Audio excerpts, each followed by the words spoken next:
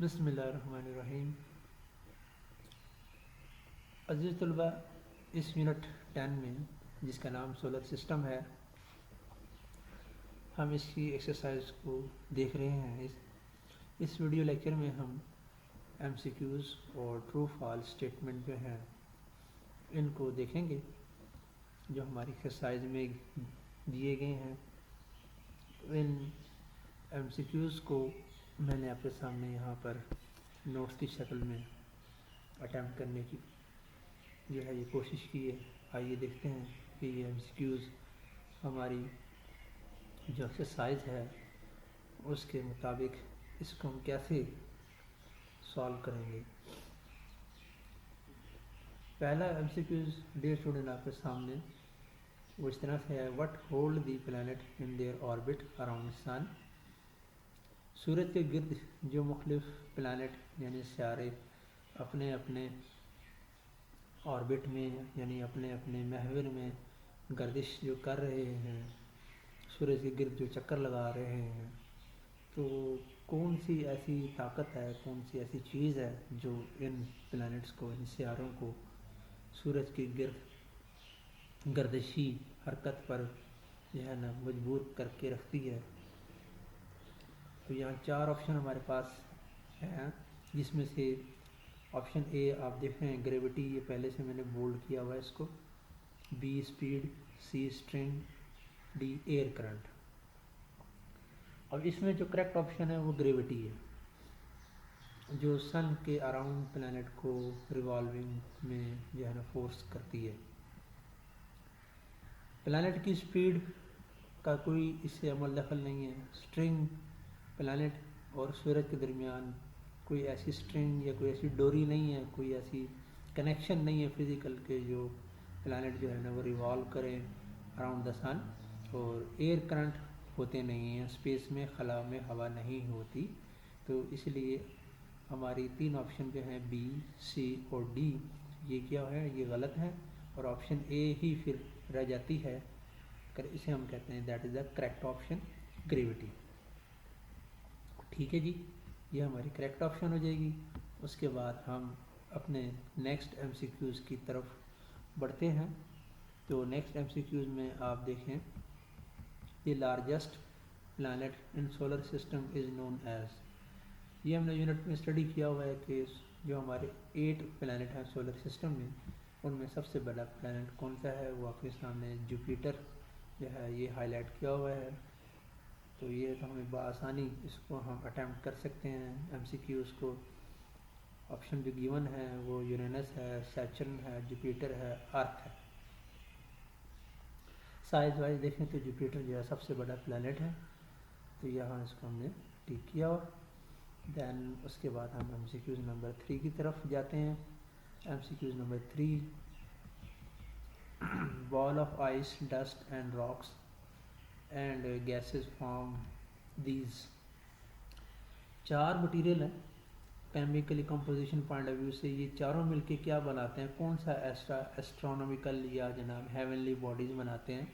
इन 4 option में से ये 4 जो कंपोनेंट हैं, आइस, बॉल ऑफ आइस कि बर्फ़ का गोला है, डस्ट गर्द भी इसमें है, सॉइल पार्टिकल भी हैं, रॉक्स चट्टानें भी हैं, एंड गैसेस और गैसेस मुख्तलिफ जो है ना वो इस चारों चीज़ें मिल के किस को तश्कील दे रही हैं, एस्टेरॉयड, मेटेओराइट, कॉमेट्स, मेटियोर्स। तो इसके अंदर आप देखें जो एस्टेरॉयड होते हैं, ये तो आप यूँ कह लें कि ऐसे हेवनली बॉडीज़ हैं जो स्पेस में पाए जाते हैं, प्लैनेट की तरह के होते हैं इरेगुलर शेप में। तो वो जनाब जो है ना इस कैटेगरी में नहीं आएंगे। मेटेओराइट बोल्ड है, इसको यहाँ पे सेलेक्ट किया गया है। कॉमेट्स जो होते हैं और मेटियोर और मेटेओराइट में फ़र्क ये होता है कि मेटियोर जो होते हैं वो स्पेस में होते हैं, जैसे ही वो एटमॉस्फेयर में एंटर होते हैं तो उनकी बर्निंग शुरू हो जाती है और उससे लाइट और गैसेज रिलीज़ होती हैं, वो मेटेओराइट बन जाते हैं, जिसे हम शहाब साकिब भी कहते हैं। और ये जनाब एक कलें कि शूटिंग स्टार की लुक देते हैं। तो इसको यहाँ पर हम करेंगे हाईलाइट। देन मूव करते हैं एमसीक्यूज नंबर 4 पे। Pluto was once called a planet. Pluto को प्लैनेट में शुमार किया जाता था। इन 2006 में it was reclassified with other nearly round bodies। 2006 में प्लूटो को दोबारा से क्लासिफाई किया गया विद किनके साथ, with other nearly round bodies, के जो राउंड बॉडीज़ हैं स्पेस में उनके साथ इसकी जो है ना क्लासिफिकेशन की गई। Whose object cross the path of other bodies, जिनका जिस्म जो होता है राउंड बॉडीज़ का वो दूसरे बॉडीज़ के पाथ को क्रॉस करता है। What term describe Pluto now. अब प्लूटो के बारे में कौन सी टर्म है सॉरी, तो इसके बारे में जो टर्म है वो सेलेक्ट कर लेते हैं। हमारे पास 4 ऑप्शन गिवन है, उन 4 ऑप्शन में से हमने ये पढ़ना है कि कौन सी ऑप्शन है। Meteor, no, dwarf planet, asteroid, comets. Dear student, हमने स्टडी किया था कि अब प्लूटो को जो है वो प्लैनेट सोलर सिस्टम में शामिल नहीं किया जाता। 2006 के बाद इसको ड्वार्फ प्लैनेट में रखा जाता है। तो ये राउंड बॉडी का एक जो है ना सोलर सिस्टम का पार्ट है, लेकिन ये प्लैनेट की डेफिनेशन पे पूरा नहीं आता, इसलिए इसको ड्वार्फ प्लैनेट या प्लैनेटॉइड कहा जाता है। ये तो आपने पढ़ा होगा अपने यूनिट के लेसन में भी, इसलिए इसको सिलेक्ट करना यहाँ आसान है। तो उसके बाद इसकी यहाँ पे हम बोल्ड भी कर देंगे इसको।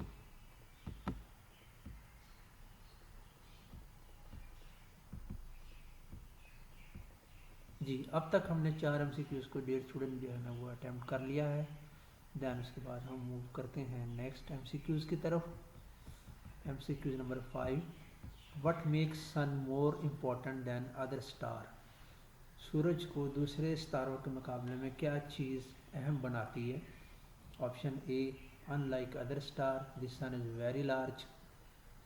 दूसरे सितारों के मुकाबले में सूरज का जो साइज़ है बहुत बड़ा है, वेरी लार्ज है, यानी कि ये ऑप्शन इसलिए उसको जो है ना वो इम्पोर्टेंट करती है कि इसका साइज़ बड़ा है, ये बड़ा सितारा है, इसलिए ये अहम भी है।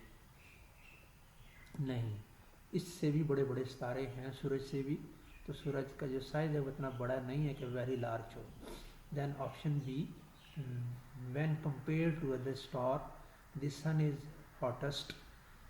सूरज को जब दूसरे सितारों से मवाजना किया जाता है तो सूरज बहुत गर्म सितारा है। तो क्या ये ऑप्शन ठीक है? ये भी सही नहीं लग रही। सूरज से जब बड़े सितारे हैं तो वो गर्म भी सूरज से कहीं गुना ज़्यादा है, लेकिन क्योंकि वो फासले पे हैं, बहुत ज़्यादा लाइट ईयर के फासले पे है बेटा, इसलिए वो हमें जो है ना नज़र जो है बहुत छोटे छोटे नज़र आते हैं जब उनको हम देखते हैं टेलीस्कोप के ज़रिए।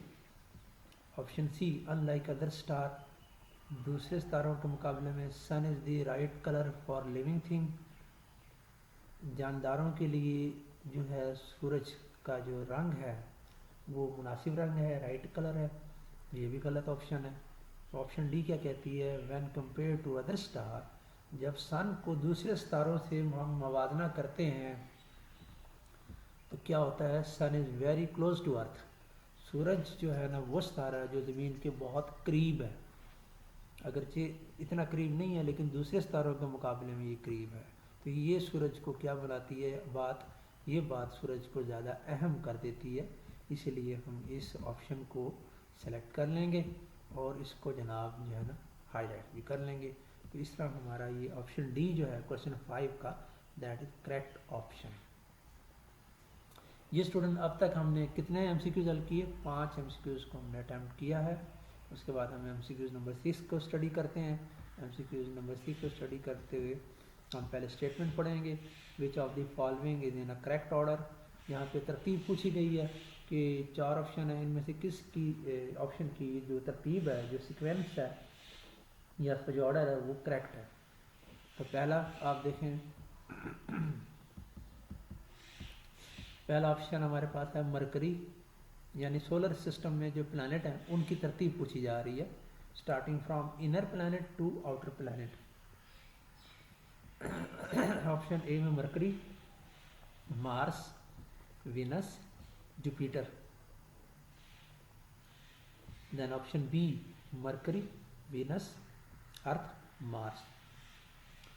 ये ऑप्शन बी आपके सामने हाईलाइट है, तो यही करेक्ट ऑप्शन है। बाकी सी और डी और ए जो है ये रॉन्ग है, फॉल्स है, इसलिए हम उनको रिजेक्ट कर देंगे और ऑप्शन बी को सिलेक्ट करेंगे, क्योंकि जो आगाज़ होना है वो होना ही मरकरी से है। तो मार्स और वीनस वाली यानी सी एंड डी ये तो वैसे ही रिजेक्ट हो जाएंगी। ऑप्शन डी स्टूडेंट, हम सिर्फ ए और बी में से फैसला करेंगे मरकरी से। वो हमने बी को किया कि मरकरी के बाद वीनस का नंबर आना चाहिए, ना कि मार्स। मार्स फोर्थ प्लैनेट है, वीनस जो है वो सेकंड है।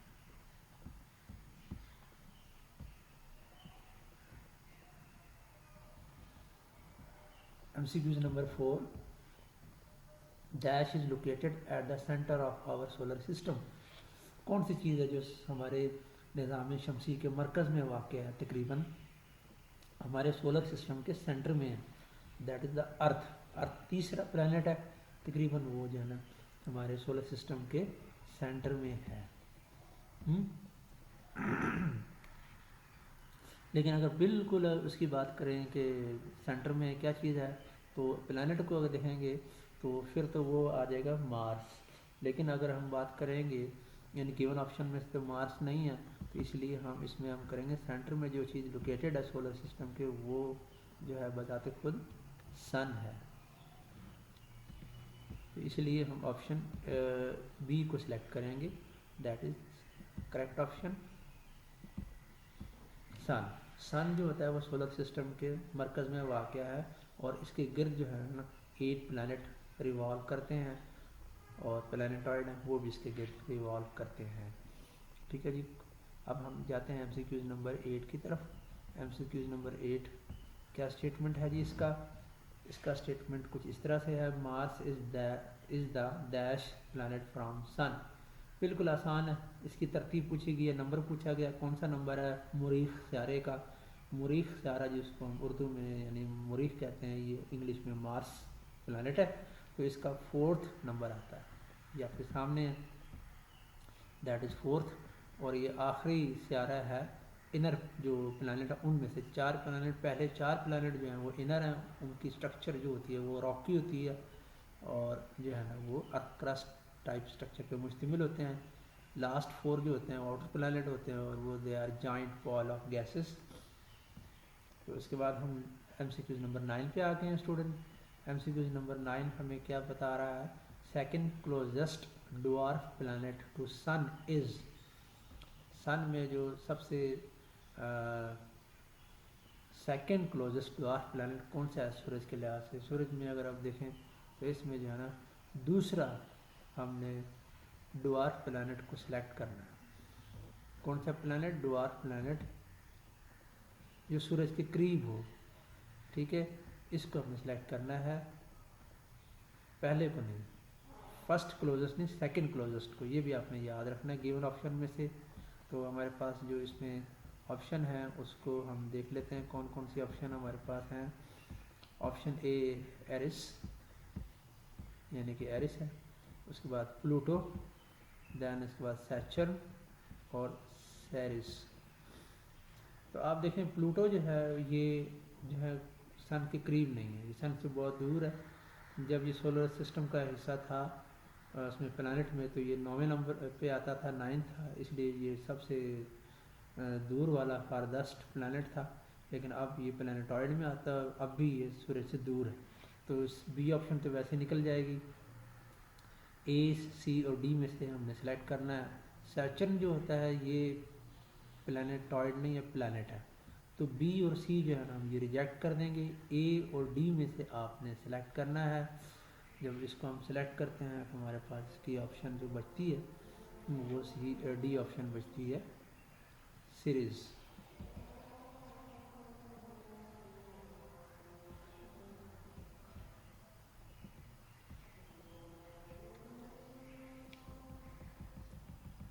जी डियर स्टूडेंट, लास्ट एमसीक्यूज रह गया, उसको देख लेते हैं और उसके बाद हम यहाँ इसको ख़त्म करेंगे। A small solid rock traveling through the atmosphere is known as।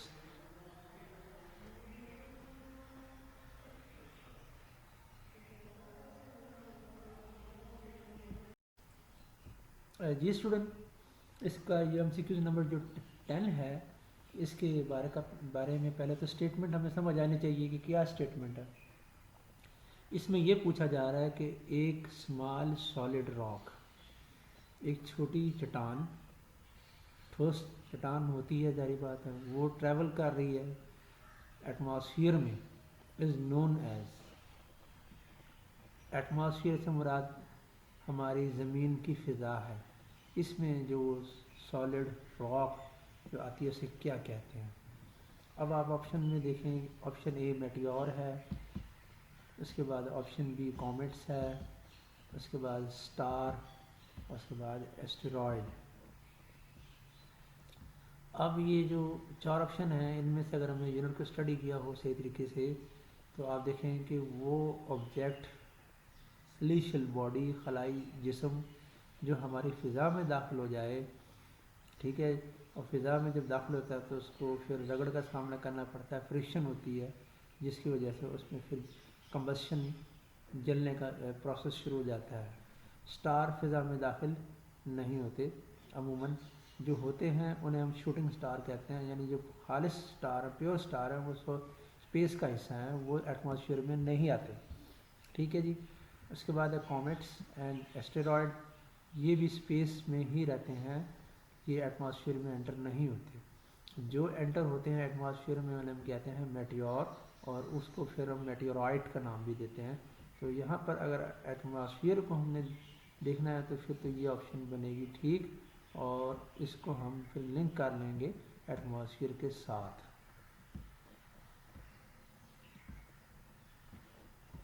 ठीक है जी। देन उसके बाद आप इसमें एटमॉस्फेयर के साथ से कनेक्ट कर लेते हैं। इस तरह जनाब जो है ना, ये हमें हिंट मिल जाता है। तो ये थे हमारे एमसीक्यूज़, इसको आप जो है ना अटैच करें अपनी नोटबुक पे, और इसको जो है आप प्रिपेयर भी करें फॉर योर एग्ज़ाम। तो इंशाल्लाह आपको इसमें जो है ना काफ़ी हेल्प मिलेगी। किसी भी किस्म की कोई इसमें आपको उलझन हो, कोई करेक्शन आप चाहते हैं कि वो करनी चाहिए, उसके लिए भी आपको मैं वेलकम करता हूँ। आप रब्ता करें, हम क्लास में भी इसको डिस्कस कर लेंगे। कहीं भी अगर करेक्शन की ज़रूरत हुई तो उसको ज़रूर करेक्ट करेंगे। मुझे दीजिए इजाज़त, अपना ख्याल रखिएगा। अल्लाह हाफिज़।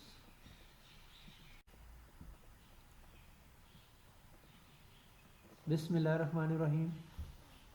अज़ीज़ तलबा, मुझे उम्मीद आप खैर आफियत से होंगे। यूनिट 10 सोलर सिस्टम, इसमें हम सेक्शन बी को अटैम्प्ट कर रहे हैं। ट्रू फॉल्स स्टेटमेंट है, हमें इसको मार्क करना है, और उसके बाद अगर स्टेटमेंट फॉल है तो उसको हमें रीराइट भी करना है करेक्ट करके। तो जैसे कि आप स्ट्रेटजी जानते हैं, फॉल्स स्टेटमेंट जो होते हैं उनको हम बगौर पढ़ते हैं, अंदाज़ा लगाते हैं कि कौन सा जनाब वर्ड इसको जो है गलत मना रहा है, उस वर्ड को सिर्फ हम रिप्लेस कर देते हैं। ठीक है जी। तो पहला, the sun is a star, वो तो बिल्कुल ऐसे ही है, सन जो है वो एक स्टार है।